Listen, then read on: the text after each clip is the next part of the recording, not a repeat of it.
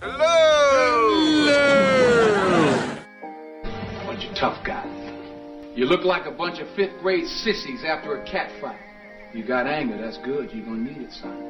Mister, I have not begun to project my anger onto you. I'll smack you in the mouth. I'm Neil Diamond. You're crazy. What's wrong with you? How does that sound for a change? Dude, he's right. How many times do you have to watch this crash and burn before you say enough? What's the point in arguing? That's right. We can't have anyone freak out there, okay? We gotta keep our composure. God, I feel great. I'm almost happy. Let me revel in it. Bazinga. Booyah! You guys always undermine me when I'm trying to make a point, and I'm sick of it. God!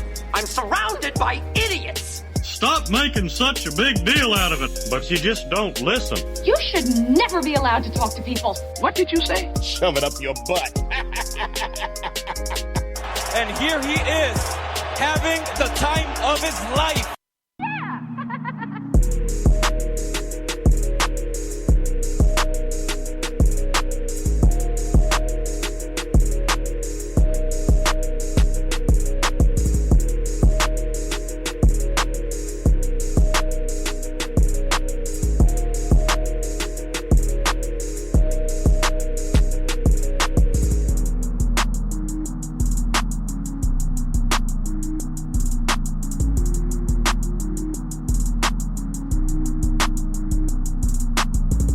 What is going on, everybody? People of the internet, people far beyond the reach of my voice, the location I'm in, people anywhere listening to this.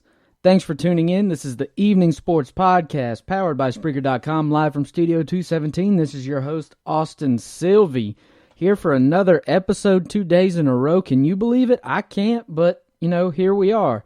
Trying to find some time on my hands to get to some stuff that I've been wanting to get to some new stuff like the more audio from coaches, interviews we got at ACC Media Day for men's basketball a couple days ago in Charlotte. And, of course, the first thing I'm going to get to, though, I want to attack excuse me. I want to attack the best high school football rivalries in the state of South Carolina. It's a poll question we put out a couple weeks ago. Never got to it in the time frame we planned to, but I don't know why I keep saying we like I got a rat in my pocket. Never got to it around the time frame that I planned to, but here we are. We're getting to it now, and I'm always willing to take more phone calls, more voicemails, more texts, tweets, comments, messages, anything about it. Always feel free to get in with anything you want to hear from me about, or you want my opinion on. Anything. You can always hit us up on the ESP hotline, 864. Oh my gosh, I forgot the number. Give me a second. I'm sorry about that. 864-916-2388. That's the number to get in. You can text it, call it, and leave a voicemail. It'll take you directly to voicemail. It's not going to ring and you have to wait for it. No. Just call it. It's direct to voicemail. There'll be a little message greeting you. Leave your voicemail, leave your thoughts, leave your opinions. Whatever you want to hear about, if you want an opinion of mine for something, whatever it be, just feel free to call, text, whatever. You can also hit us up on Twitter at @TheESP_, or my personal Twitter handle at SylvieESP, Facebook at the Evening Sports Page, Instagram at Evening Sports Page. You can find us on all the main social media platforms. Also working on trying to get the YouTube page more consistent. Got some good stuff up there right now, but it's working on getting it a little bit more consistent. But like I said, we're gonna get into first things first. What are your thoughts, the public's thoughts on what the best high school football rivalry is in the state of South Carolina? Obviously, I graduated from Conway High School in 2010, so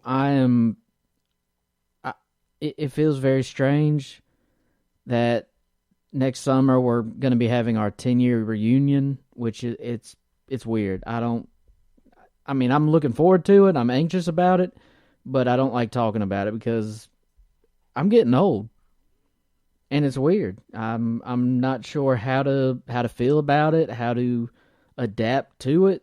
I don't know. So we're just going to move on. A couple of texts we got about the best high school football rivalry in the state. We got one text, texter 358. BHP versus Daniel, always a battle to win region. Many, many great battles in the past. I've heard all about BHP and Daniel. When I first moved up here, those are two of the teams I heard that were, two of the bigger teams in the Oconee Pickens area. Two really good teams to watch for. We got another Daniel BHP from Rudy. He's always been a great contributor to the show on Twitter, likes all our stuff. When we were on air at WGOG, he was always getting in on the text line, and he was very interactive. Rudy, we appreciate you sticking with us, even as we're still transitioning into this newer form of sports media. And we appreciate you for always getting in and sticking with us. Another one from Christian. She said Gaffney Indians and Burns Rebels. I've been to a couple Burns games. I've never been to a Gaffney game or seen Gaffney play, but I know all about that rivalry, and it's a big one. She said, if I'm right, this is probably one of the oldest rivalries in our state since the 70s, I think. The one game that sticks out would be in 2006 when Gaffney came back in the second round of the playoffs to beat Burns, causing them to lose what would have been their 5th straight championship. Make sure you fact-check me. Well, I'm not prepared to fact-check you. I'm reading these off the cuff.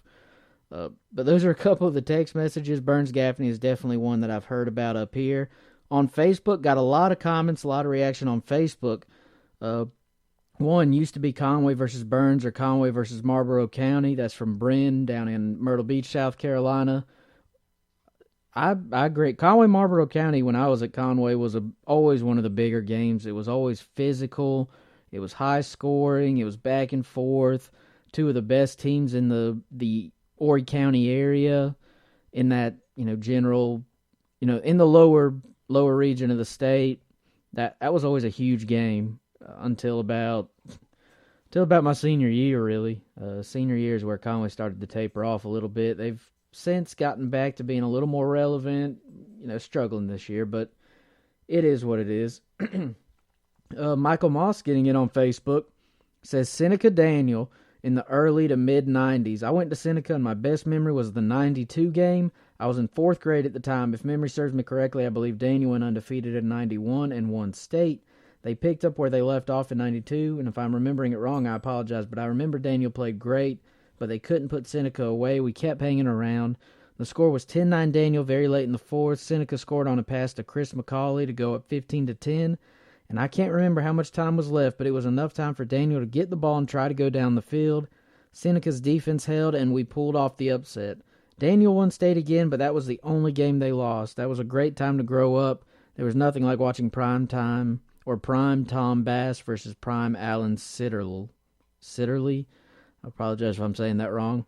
A really nice answer. I like that, Michael. I've heard a lot about Seneca and Daniel, too. I know that used to be a lot bigger rivalry, but obviously in the past couple years you've had some region realignment and some shifts. Seneca has moved down a region to 3A, and Daniel's still in 4A. They still play, but it's just not quite the same, I'm guessing, as it was, like he said, late 90s, early 2000s, even maybe the early 2010s. I heard a lot about it when I moved up here in 2012. Brady Cunningham down in Conway, in the spirit of tonight, he responded to this when we posted it a couple weeks ago. Conway versus Myrtle Beach. Fondest memory would be the Mud Bowl between those two. That was the last year that Conway won. It's been a while since Conway's won the Victory Bell and brought it back. That was always another huge rivalry. Conway had a lot of rivals, really. Especially when I was in school, it was always Carolina Forest was the main one. That's like the Carolina Clemson of Horry County. Conway, Carolina Forest, we hated them, loved beating them. They were terrible when I was in school, so it wasn't a problem to beat them. They've gotten a lot better since then. They're really good right now. Conway Myrtle Beach was always one that's kind of like South Carolina, Georgia, Clemson, Florida State.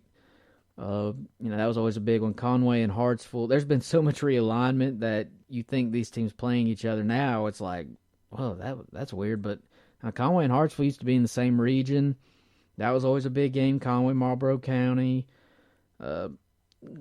There was never really a rivalry that I can remember with South Florence or West Florence. They were always region games, but they weren't huge. Sumter was a pretty big game. But I think the main three was Myrtle Beach, Carolina Forest, and Marlboro County, and then I think maybe after I graduated for a couple of years, Saukastee kind of became more of a rival as they got better. But yeah, Conway Myrtle Beach battling for the victory bell. Anytime you battle for a trophy, you know it's a big game and you know it matters. And I think that adds to it. When you're fighting for more than just a win, it's for a trophy. You have something tangible right after the game to go lift up and celebrate. So that's why I always love Conway Myrtle Beach. Charles Crum gets in on Facebook. Easley and Pickens, but Easley won big in 67. They didn't play again till about 82. Pickens had a long regular season record during that time, no disrespect, but would not have done that with Easley on the schedule. 1967 game was 65-6, and I believe that was my biggest memory. And I've heard a lot about Easley Pickens as well, where they took that 15 or so year hiatus from playing each other. I heard it's because anybody that was around in that time, I'd love to hear more stories about it. Feel free to call 916-2388. Leave a voicemail and tell me.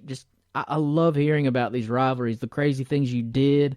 But I heard that game got put on a hiatus for a while because of what went on off the field. Students doing crazy things, whether it was stealing a statue or something, stuff along those lines, rivalry things that you do. I'd love to hear more of those stories. Please, if you're listening, get in 916-2388. Text it, leave a voicemail. I want to hear all about these rivalries. I'm always willing to hear from y'all about this stuff. It doesn't have to just be, when I ask the question. Feel free to call in at any point. Kevron Harris gets in. Edisto versus Bamberg Earhart. I don't know much about either one of those schools, so I can't really comment much on that. Marquise Camp says Gaffney and Union of 1999. I can only imagine how great of a rivalry and a big game that was. Gaffney's just one of those mainstays in the state. Michael Walker says, oh yeah, Somerville Green Wave versus Goose Creek in the 80s. Then went to Somerville versus Fort Dorchester in 2000 on. Yeah, Somerville's obviously one of the most well-known and popular schools in the state just because of a longtime head coach there that, the winningest coach in South Carolina, I think in high school football history, actually. And for some reason, his name is completely slipping I'm sorry, I'm not good with names. And the more you listen to me talk and the more you get to know me, the more you start to realize that I'm really not great with remembering names. It's not because I don't try. It's just, I don't know. It's John McKissick, I believe was his name. But, yeah, he was winningest coach in high school football history. Been there for ages and ages and ages. And I've heard some interesting stories about that, but I don't remember all the details completely, so I'm not going to try and retell it. Stanley Godfrey says there's a ton of good ones. You got Easley Pickens, mentioned that one. Greenville J.L. Mann, Westside versus T.L. Hanna, Malden versus Hillcrest, BHP versus Palmetto, just to name a few. Obviously, those are all good ones. And as I've started to really get integrated and implement, more integrated into the upstate area, I've been to so many different stadiums now. High school football up here is just a different world compared to the Low Country, where the stadiums are so much nicer. The fan support is a lot better, at least, because I haven't been to a ton of high school games in the Low Country since I graduated. I've been to a couple Conway games since then, but the fan support just was never that, unless you were really good, the fan support wasn't really there. Up here, even teams that aren't great, you're still getting a lot of fans coming out, supporting the team, supporting the players, and I love that. And I love going to all these games where the stands are packed, the fans are into it, the student sections are out there. I love it. Philip Lipsy gets in, Woodruff and Chapman. Obviously, Chapman is one of the best teams in one of the best teams in the state at their level, always contending for a state championship. Debbie Gillespie gets in, Seneca and Walhalla. Paul Gallman says Clinton versus Woodruff, Lawrence versus Clinton. Andy Rutland says EC versus Camden. They turned off the lights on our scoring drive in 64. Never will I forget that. Now that sounds pretty interesting. You're in the middle of the game, they turn off the lights on your scoring drive. Yeah, I could see why that's a bit of a rivalry then. Paul Gauman responded, said, yeah, I think Pickens won like 55 straight regular season games and would always lose to Clinton High in the playoffs. Andy responds, we paid them back in 67, beating them 14-0 for the state title. I'd love to hear more about that. And then Freddie Harmon said in his days it was Gaffney versus Spartanburg. So I like that. All over the state, we got a lot of different answers from, the Myrtle Beach, Horry County area to Charleston area, Midlands, and then some upstate, of course. I appreciate everybody that got in and responded to that. And I do have one voicemail or one message. And I still, look, if you're listening, I cannot pinpoint who you are. I know your voice. I know you. But I cannot pinpoint who you are for the life of me. So if you're listening, please get in and let me know who this is. Send us a text, 916-2388, 864-916-2388. But this is one of the messages we got about the best high school football rivalry in the state of South Carolina. Best high school football rivalry in the state of South Carolina. Caller number 1. Forgot to cut that out. What's going on? I'm going to let you just guess who this is. To me, the best rivalry in South Carolina, to me, is it's obviously Myrtle Beach and Conway. You can't beat it, man. I mean, not even just talking football. Just Myrtle Beach and Conway have just a lot of history. But my favorite memories of the rivalry is while I was in high school at Conway, is watching Conway bring the bell back home for the first time in a few years. If I'm not mistaken, my tenure at Conway, they only brought the bell home one time, so it was kind of special. But I always get up for those games, man, and here's a hint. I treat those Conway, Myrtle Beach games like Baltimore, Pittsburgh games. It's just that deep. But anyway, you have a good day, buddy. I'm just showing you love, showing you Paige love, and you know how it is. Have a good one. And like I said, when you go to Conway Myrtle Beach is one of the biggest games, man. The victory bell, when you're playing for that trophy, it just adds to the allure of it, the hatred, the will to win. It adds so much to the full dynamic of what that game means to everybody that's a part of it. And I'm really excited to see some more rivalries that are budding currently in the upstate. And like I said, I'd love to hear more from some of you older folks. Yeah, I love those 60s, 70s, 80s, 90s, like those old stories before I was born. I was born in 1992, so I love to hear about the stories and things y'all did, how crazy games were, and all that kind of stuff in before my time. I love hearing stories. I love learning about my state's history, the history of the game, from high school to college to the pros. I love the history of sports just as much as I love, or even sometimes more than I love the current state of affairs in the sports world.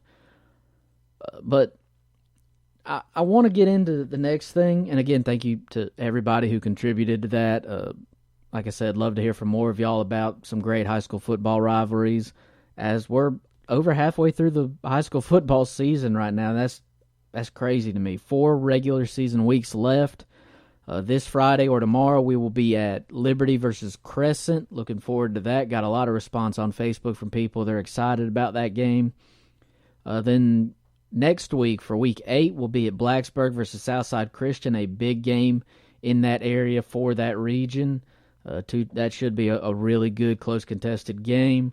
Week 9 is a game I'm really looking forward to. Just a lot of really good athletes and players are going to be on the field.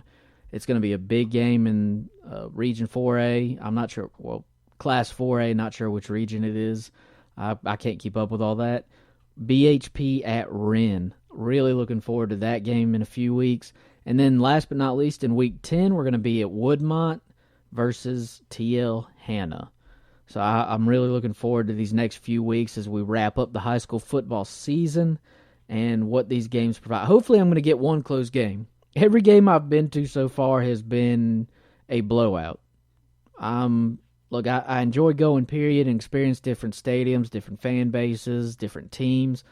That's why I'm not covering the same team at all. Every week it's a different team, it's a different stadium. No two team gets covered twice. I like to get out there. I want you all to feel like you're important, your games matter, and I want to get out there and give y'all exposure and coverage to the best of my ability. And I'm interested to see how the playoffs shape up. I'm trying to get to some playoff games as well. But next, we're going to get to some interviews from ACC Operation Basketball, ACC Media Day. That was back on Tuesday. I was down in Charlotte for that. There was some really good stuff from a couple of the coaches that I got to sit down and hear from with the rest of the ACC basketball media contingent. So I'm really looking forward to going back and hearing some of this stuff again because, like I said, some of this stuff is really interesting. Some of what Coach K had to say and Jim Boeheim about the NIL rights for players getting paid, this, that, and the other. Mike Young, former Wofford basketball coach, now at Virginia Tech. He was just the biggest thing from him that I can remember or take from what I heard from him. He's just so blown away at how big ACC Media Day was compared to, being in Wofford's, those media days for that conference. And it was just so different. He was blown away. Heard from Tony Bennett, Virginia's head coach, reigning national champs.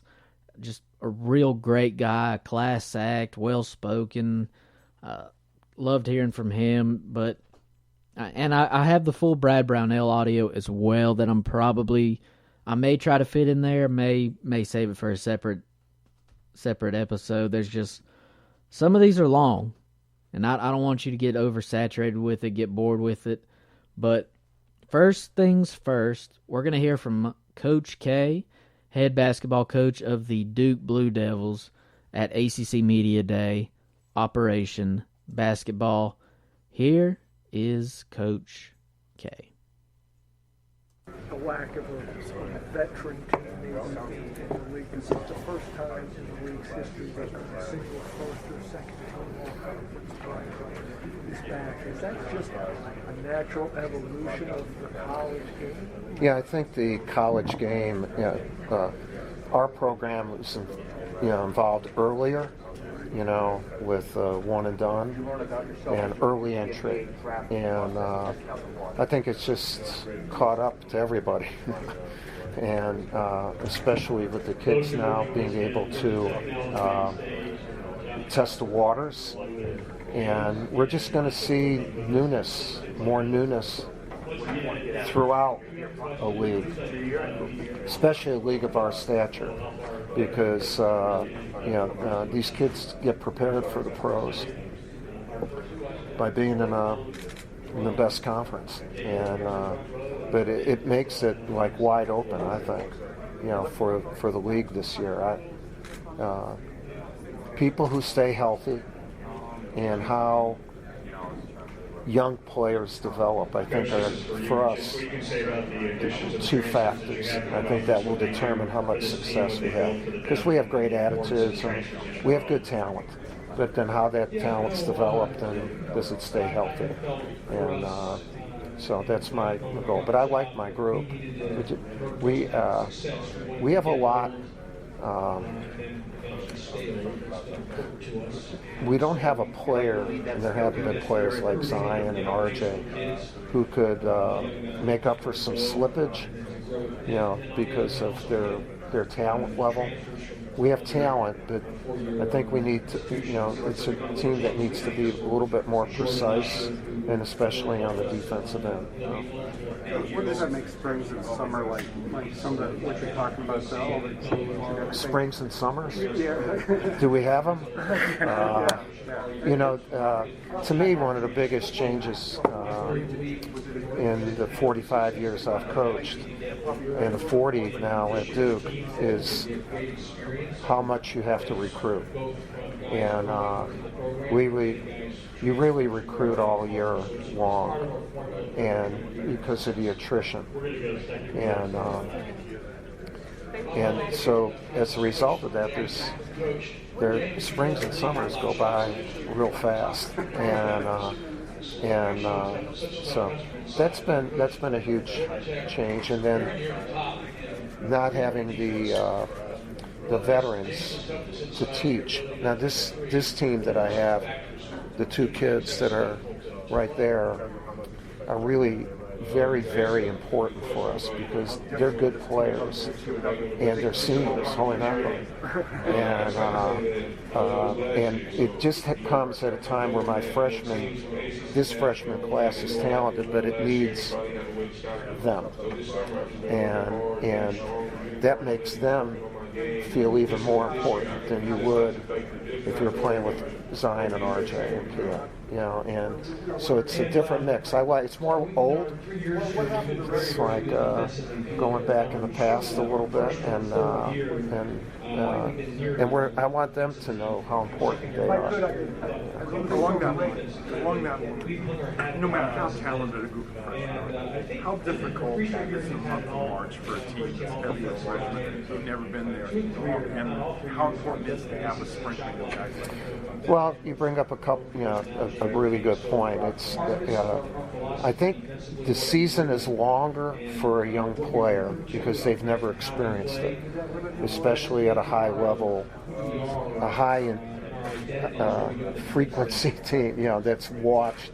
And we're not the only one, but it takes its toll. And then, although it hasn't happened, a kid who knows that he's going pro can start looking ahead, and it's just or the family or whatever. And so there are a couple things there that with a veteran team it wouldn't happen, because they've invested maybe 3 years or 4 years, and again, my guys have been really good, but it is tougher, I think, for a young group. How old can you get in 9 months?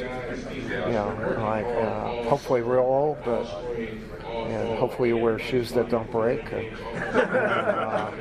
we're trying to make sure that doesn't happen this year. So.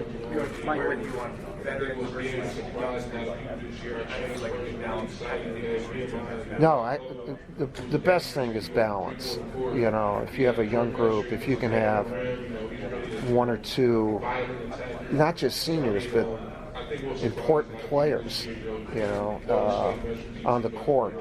Because older players know how to talk more. They've been in the situations before, and we have that. And we have 4 talented freshmen, but I think they need those guys, and they need Trey. We need Trey to be a real good leader, and Trey needs to make more decisions for his teammates than he did have to last year. Last year, Zion and RJ especially were making a lot of the decisions. I'm sorry? How do you handle that as a coach if it comes to you've got kids that transfer now that wasn't playing?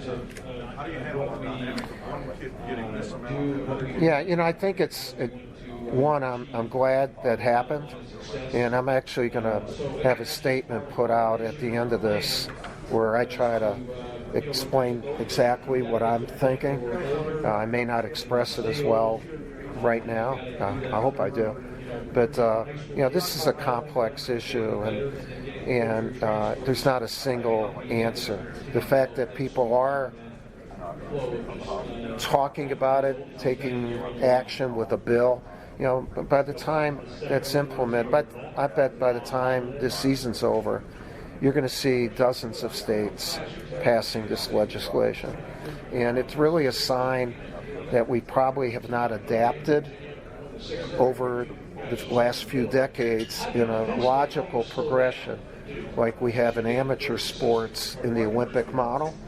And then we have made changes, though, but this needs to be looked at as a total package of what's right for the student, and how it compares to the students who don't play basketball and their rights, and then what does it do to the collegiate model? There are a number of people who don't want to change anything in the collegiate model, and I think we need to look at that as a whole issue.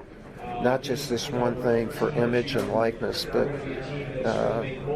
what's best for these kids, and how we need to stay current with what's happening. And I'm glad it was passed, because it pushes the envelope a little, it pushes the issue. But I don't want to answer just for that. I'd like to see, okay, let's take a look at all the things that need to be done. Will we do them? How can we do them? And because I don't have the answer, but I'd like to have a bunch of people get together over a period of time and play catch up with what we probably should have been doing more of a decade or two ago. Mike, with guys, we're seeing more guys in the skip college to go play internationally, maybe G League type stuff. Do you think that that's going to become more common? Do you think that college is still the best alternative? How that's changing the game at all? I think it's good for the player and his family to have decisions and not be put in a situation where they have to do one thing. If they feel that there are like 2 or 3 alternatives, maybe more. I like that. I think, for an athlete's life, it's 20 years. If you're really good, in high school, to where if you became a pro in your mid-30s or late 30s, and so just like a kid who's an entertainer or whatever, I like the fact that they have alternatives, and I think people are going to make those decisions, and we have to adjust accordingly. As a collegiate community, if we think that the NBA is just going to stand still, and the G League being what it is right now, it's advanced. If and when high school players are brought in right away, the G League has to improve, and they are going to invest that. You could see them having more rounds in the draft, because if I'm an owner of an NBA team and I have a G League affiliate, I don't want to just protect 2 guys. I want to protect everybody, and right now that's not the case. I can protect 2, and then the other are open. So if I'm improving somebody, I don't want someone taking them. So I think it'll mirror a little bit of what baseball does. And don't be shocked 4 or 5 years from now if this goes in where there's G League on TV. And maybe our collegiate product is being challenged, not just by the NBA, but by where are these kids going to be marketed and developed. And so we need to not have our head in the sand. We've had our head in the sand a lot for college. Again, I think we're taking much better care of our kids now than ever before. We have made advancements. But in this type of forward thinking, and that we're not good game planners for the future. We're very much reactionary. We're reactionary to this bill. We're reactionary to what we are not. We don't set the pace. And that's, we need to learn how to do that. We need to try to catch up, and then look into the future and work with partners in the game in figuring this thing out. And we feel like we're an isolationist country or something, that it's never going to affect us. But all this stuff is good that's happening, and then what we do with it. I don't have that answer, but the fact that it's all happening, I think, is right. And it was going to come. It was going to come, and so I just hope we react accordingly. And I wonder who we are. In other words, you know who you're talking to in the NBA and all. We really don't know who we're talking to for college basketball, and I think that's one of the problems, and I think that has to change, where we have a commissioner, or whatever you want to call it, where you have a group that looks at what's happening, that can meet and develop relationships with the other entities, and that's how progress is made. And so I'm really happy that all this is happening. Yeah. Go ahead. No, sorry. But I also offer the same thing, which is you guys have, as you mentioned, been pushed to this by the courts, by the legislatures. Yeah. Don't say you guys. But sorry, the NCAA and college athletics. Sorry. As you said, probably catching up on 2 decades. I've been pushing for 25 years. So NIL is obviously, there's momentum that's going to happen somehow. What other areas do you see as potentially that you, as a operation, collegiate sports, can grab on and do yourselves, take the initiative on yourselves as opposed to pushing it? One, I don't think our Coaches Association is strong right now, and I think we need to revamp it. I know Jim Haney's done an unbelievable job with it, but it represents all entities, 1, 2, 3. I think we have to have a body of Division I, and that would represent the game and the players' concerns, which are not. They're not done. In other words. The sad part, the great part, was that this legislation has been now passed. The sad part of it is that we as a coaching fraternity can't react as one. Like, you're going to get comments from everybody, and they have the right to give their comments. But if we were organized, we as coaches, we would have a union, and we would say, this is what our union says. And then we would want a seat at the table of the discussion of this. And we would also then be better able to represent the player. Although a long time ago, in the early 90s, they actually had players. They were forming a group, and that never stuck. But there's a lot of work that has to be done.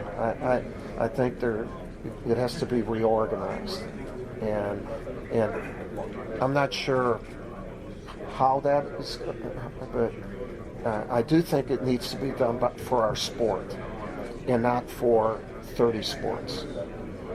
And some of the things that would be reorganized may be for 30 or 40, but our sport needs to be reorganized. For it. It's the only one that's the billion-dollar industry that affects the NCAA. Obviously, college football is also that, but it doesn't affect the NCAA. It affects conferences, and it's a huge Rubik's Cube right now, but it's worth solving, for the kids the kids playing now and the kids who will play in the future. You talked a little bit about for basketball. I'm sorry? Sort of Power 5 autonomy, but for basketball. For basketball, and we have to look at it differently. Eventually, in amateur sports, the Olympic model has changed, and I guess somewhere down the road, the collegiate, I hear this collegiate model all the time, and what is it, and what are the universities willing to stick to for that, and or are they going to be open to what these kids are open to right now, and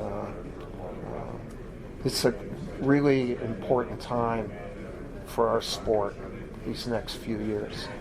And so anyone who just says they oppose it or for it or whatever, let's be all in support of change and make it as productive as possible, and look at it as something that we could then add to, as if it's not like an instant fix. Or that's why this is really an amazingly complex time for men's college basketball, especially. You talked a little bit about the 20-game schedule up on the podium. We know it's good for the conference. Is it ultimately good for the teams, especially with some of these games being so early and in some cases? Yeah, I don't like the conference games being right off out of the chute, and but I would like to see that since we've gone to 20 games and we have the ACC, Big Ten, and whatever, that what they do with exempt, instead of having, you just give the games to a team, to a school. In other words, add the number of games. Don't just say is it a 2-2 model, a 3-1 model.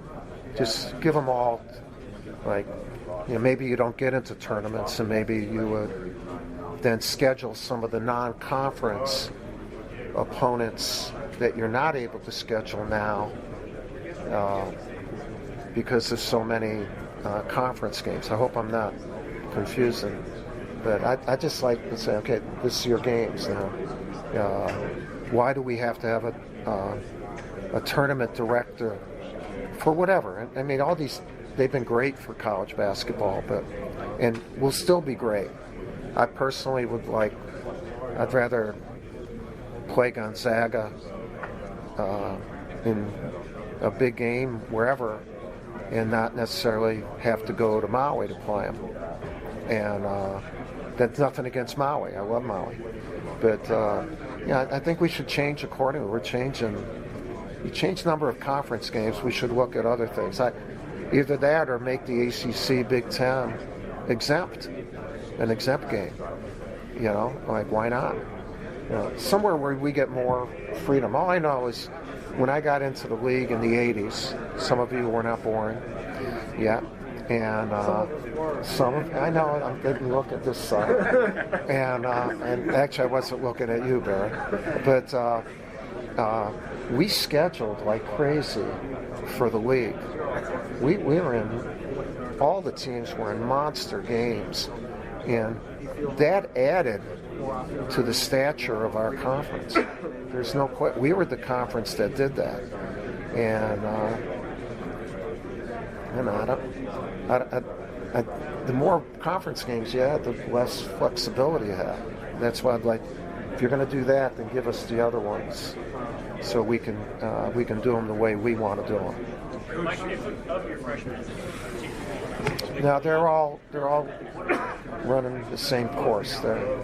One hasn't broken away from the other, and I think we're going to be a team like that, where they're going to develop a little bit more like freshmen develop.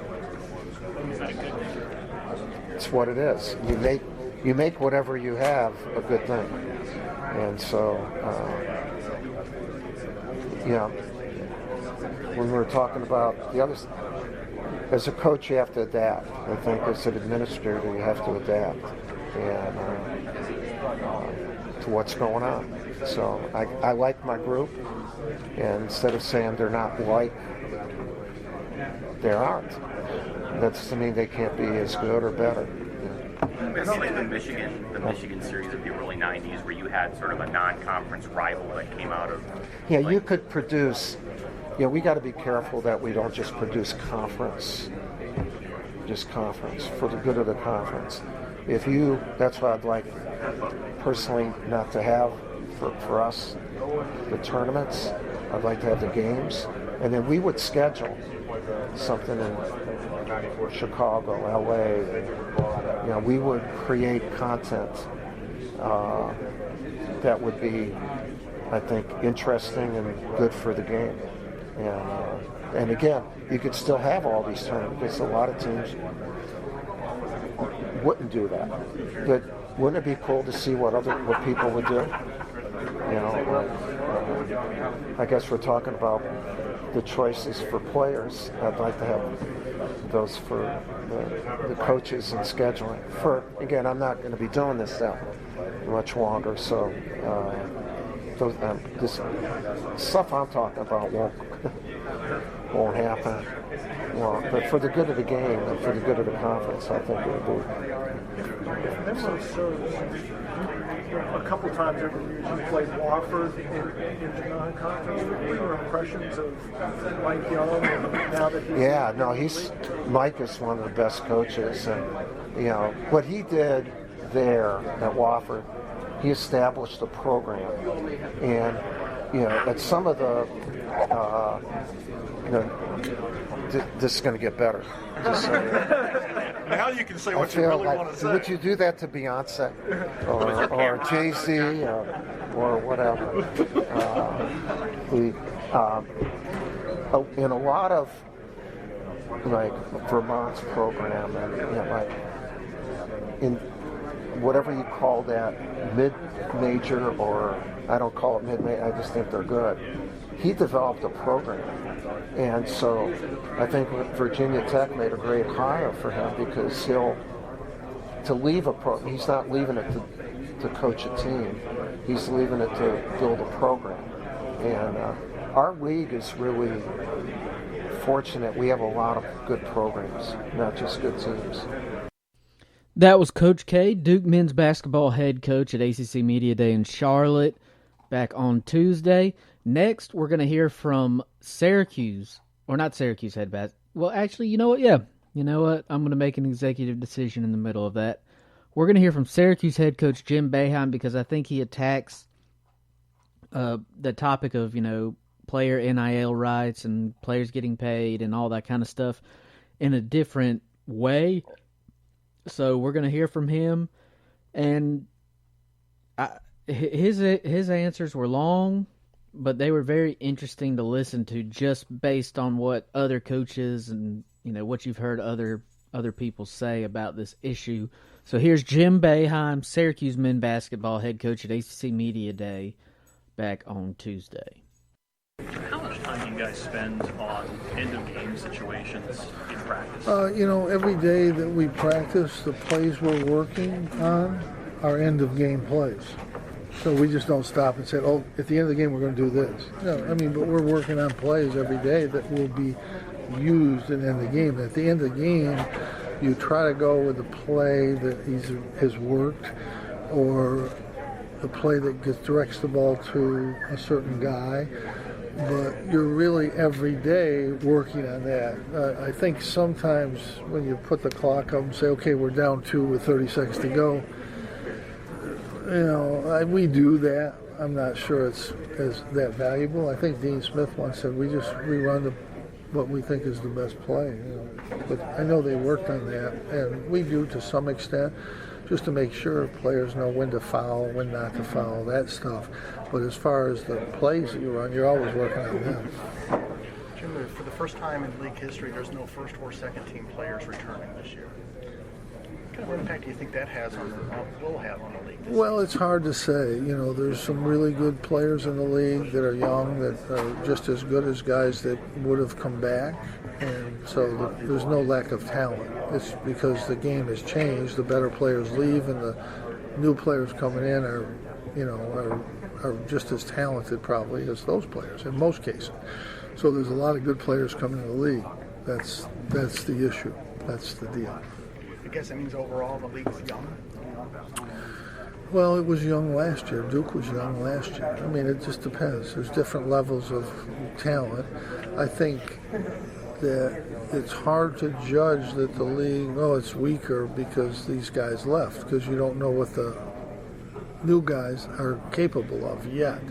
So people might think that we're weaker because we lost 4 starters, but maybe not. Maybe these guys will prove to be better than people think. And the same with any school you want to pick out in the league.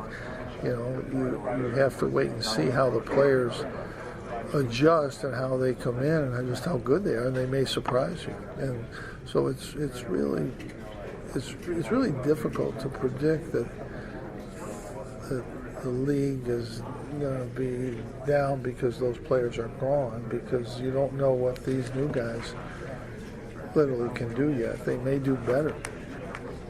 So we'll see. The aspect of a 20-game schedule, does that excite you, where you have more conference games and then obviously opening night, the reigning Well, champs? I don't think it's a good thing, but it's what it is. You know, we're gonna be ready and get prepared and play the 20 games. I think you end up beating yourselves a little bit up, and it could cost a team or two an NCAA tournament bid. Does it make any difference the caliber of team that you open up against? You know, we've opened up against really good teams in past years. One year we opened up in North Carolina in a tournament. We've opened up with Memphis in tournaments. You know, we've had difficult opening games, but you know, I think every coach would tell you he'd rather not open up with conference games, but they're there, and we're all going to do it. And, you know, we'll just prepare and try to be the best we can be, but you'd probably rather open up with non-conference games first and ease into the conference later.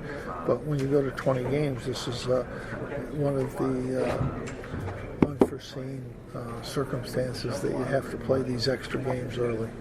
Coach K was asked about the 20-game schedule. He was talking about maybe, all right, fine, we'll do it, but maybe give some more flexibility to the schools. Maybe they want to opt out of the regular season tournament, or maybe not do an ACC Big Ten challenge. You know, give the school more flexibility. Is that something that you would support?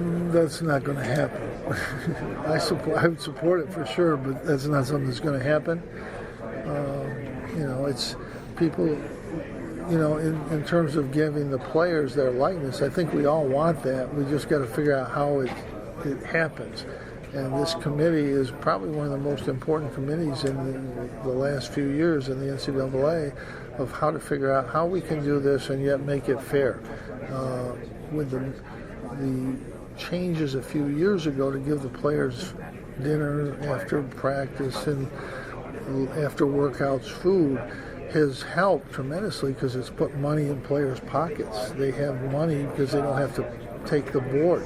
They can still take the board money. They still buy some food, but they have money, a little money extra because of that.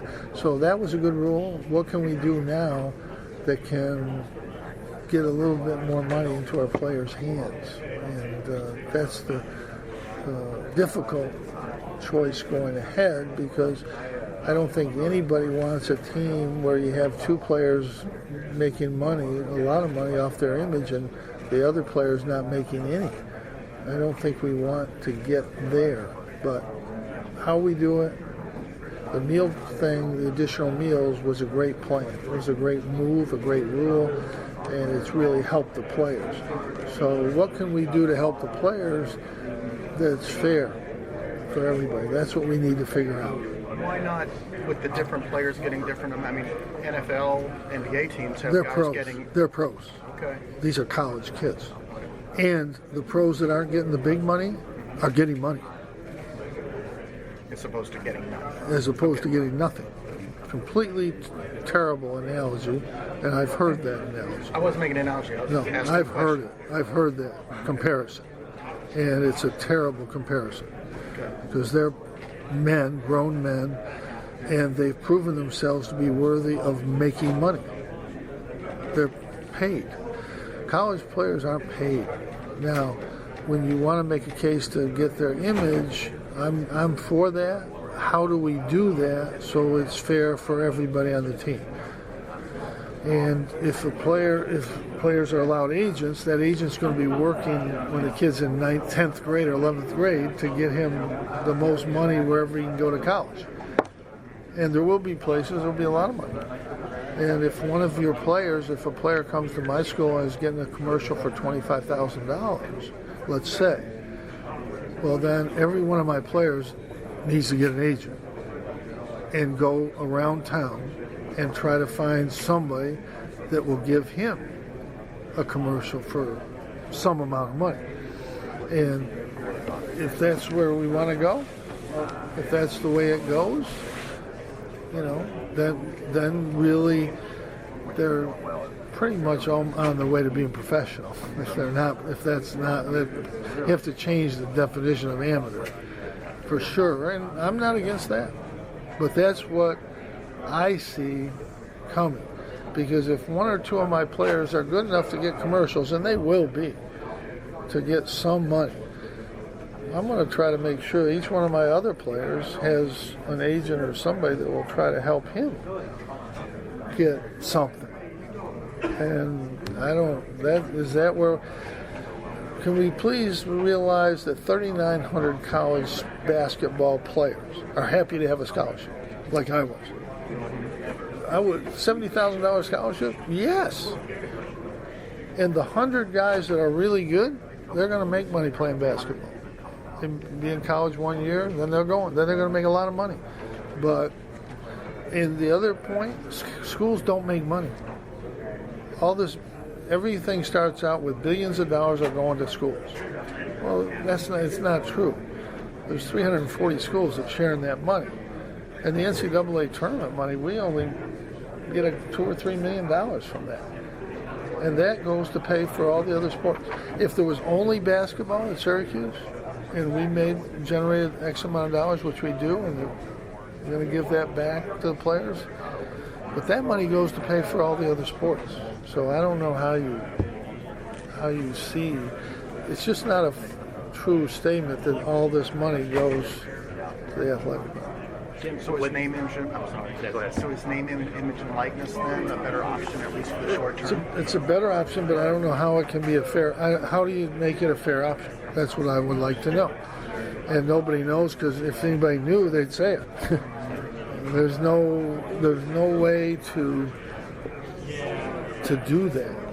And obviously, if you're in a big basketball market, a big one, there's going to be opportunities for players at that school to do a lot of commercials and do a lot of signs, make a lot of money. And how does that play out to a rural school where there's nothing there for the player? So that program has to create things. Jim, I wanted to ask you about last year. You guys had a guy go to the G League to bypass college, and we've seen more of these guys that are maybe looking at alternative routes, maybe internationally or whatever. What do you think about that as an option, and do you think it's going to change a lot with college basketball, or it's going to be a narrow subset? Well, it's 2 out of how many? There's 340 colleges. Let's just say there's 3 kids. Say there's 4,000 players in college. So there's how many not doing that? 2. What's that percentage? I was never good at math. Considerably less than 1, right? 0.1012 or something. It's not a problem. There's 4,000 guys that want to play college basketball. So I don't see that being a problem. I think guys could do that, but you got to be really, really good to do that and get to the NBA. Just like you got to be really, really good to go to college and get to the NBA. So I don't think that's a better way. I think the best way is to go to college. And if you're really, really good, the best way is to go to college because you get your brand, you market yourself. Zion Williamson got a $100 million sneaker contract because he went to Duke. If he'd come out of high school, he wouldn't have gotten that contract. I guarantee it. So I think it's, to answer your question, I think it's a very, very small percentage that will ever go that route. So you don't think it's going to change the game significantly? You may see a few more, but... It won't change it a little. It won't even change it a little. But more kids, when the rule gets passed, if it does, that kids can go out of high school, there's going to be 5 kids that come out that maybe can, and there's going to be 20 others that are going to come out and not make it. And they're not going to have anything to fall back on. But that's what's going to happen. And there'll be some kids in high school who think, I can come out, I'm not even going to go to class. I'm just going to go train. And they're not going to make it. Because the reality is, you get hundreds of guys coming out every year, and there's only a few spots. There are not many spots up there, so where are you going to go? So, I mean, it's a problem for the future. I don't know where all... The one thing I know is every kid coming to college thinks he can get to the NBA. If you're at a top 100 program, every kid in that program thinks he can get to the NBA. And some of them can. But you're talking about 500 kids. And they're not all... I mean, maybe 5% will get to the NBA. 10, maybe. So it's so tough to get to the NBA. It really is. I don't think the kids stay. I think they don't value a college education. I just don't think they do. I think they just want to go. And that's they have every right to do that. But I don't for the 95%, it's not the right way to go. I don't think. We'll see how it all works out.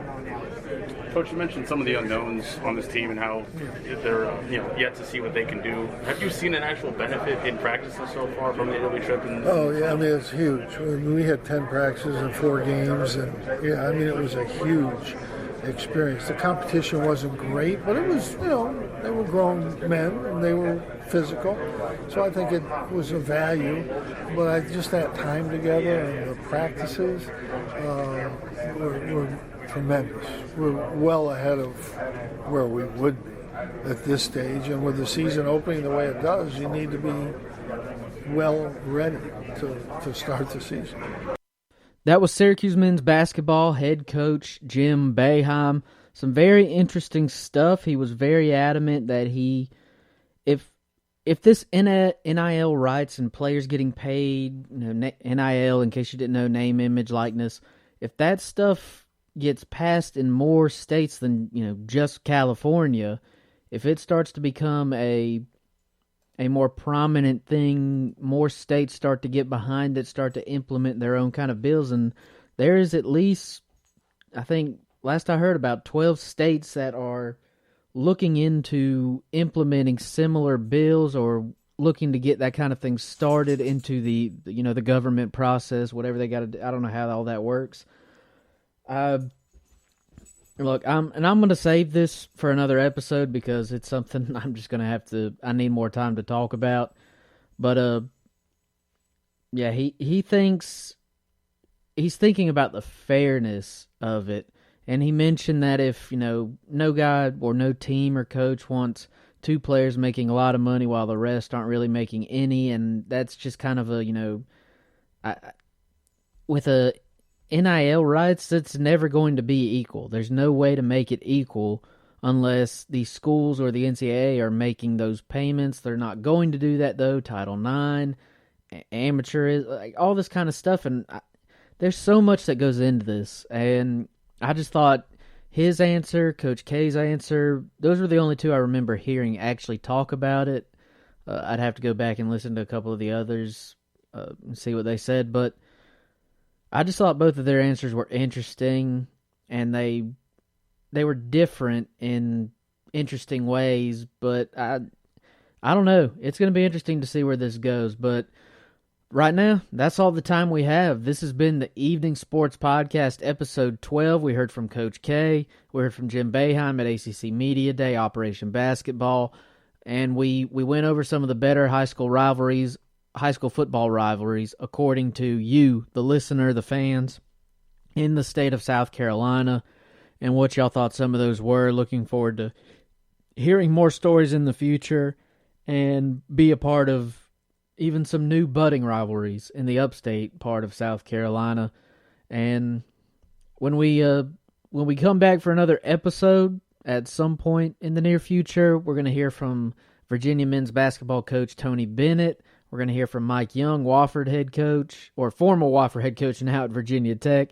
And I'll probably play the full interview with Brad Brownell. I'll go over, and this is going to be in future episodes. I'm not going to try and, force feed all of this into one. I'm also going to get into, like I said, my opinion and view and thoughts on players, student athletes getting paid, NIL rights, all that kind of stuff. And, kind of talk about the college football season as we're going into week 7. After this week, we are officially 50% of the way through, halfway through the college football season. It's crazy. It flies. And, we'll update you on where South Carolina and Clemson stand and some of the national contenders, who I think some of those are. Look at my preseason playoff predictions. How are those looking? All that kind of stuff and more in future episodes to come. But this has been the Evening Sports Podcast, powered by Spreaker.com. I'm your host, Austin Sylvie, and until next time, we'll see you later.